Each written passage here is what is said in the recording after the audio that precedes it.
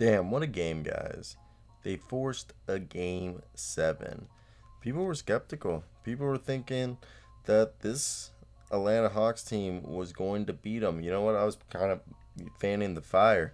Really was believing in the Atlanta Hawks because of their scoring, but tonight Doc Rivers and the boys kept calm even when they were down to come back in this game and win it, you know?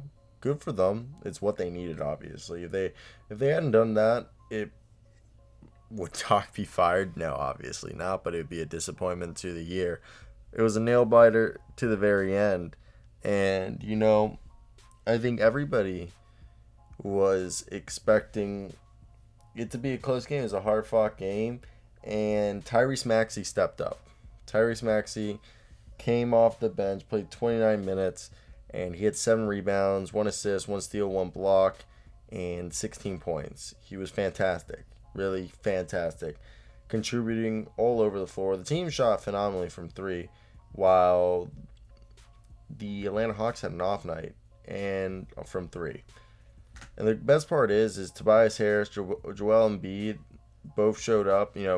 Obviously Joel is always going to show up, and when I mean he showed up tonight, he had 2 blocks, 13 rebounds, and 22 points. He was just doing everything, feeding, just not being denied on the outside. Then you had Tobias Harris out there who grabbed 5 rebounds and had 24 points, hit 2 threes, and it was awesome. He was doing what he needed to do, what they're paying him to do, and it was great watching him out there.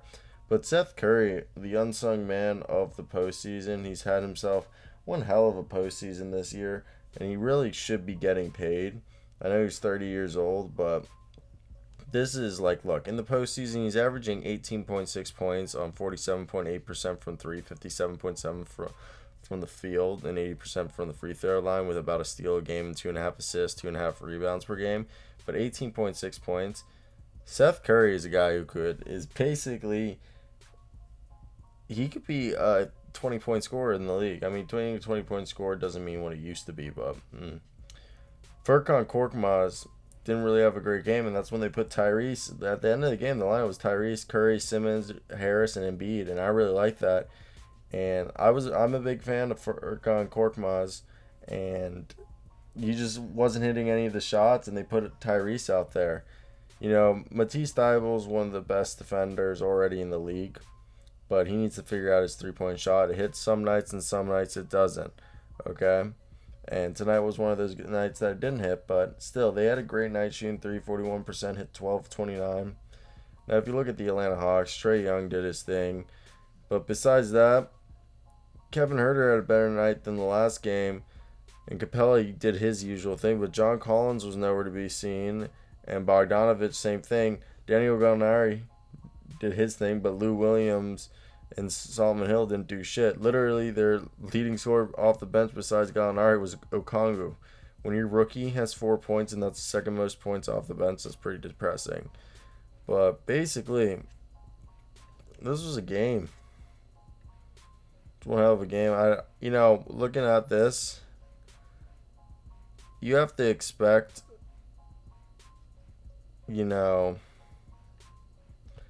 what are they what are they gonna do? The Hawks are just, I think the Hawks could win the next game if everybody just goes on fire and they're hitting threes. And the Sixers, the problem is like both teams have guys that show up on a consistent basis with Embiid and Young, but outside of Embiid and Young, Harris can be is just like, not shaky, but like Collins, that they can have quiet nights, or like you could compare to Bogdanovich, that they'll go quiet. Seth Curry's more consistent, but even sometimes Seth Curry can have a bad night.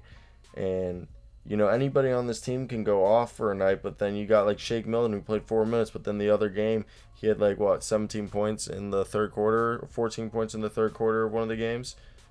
So it's interesting what you got to do, because the next game, Collins or Bogdanovich, Herter, or Gallinari or Lou Williams could all go off, and not enough guys go off for the 76ers, and they lose the game. I mean, that's just how basketball works. But I want to hear your guys' thoughts. That's basically it for me, guys.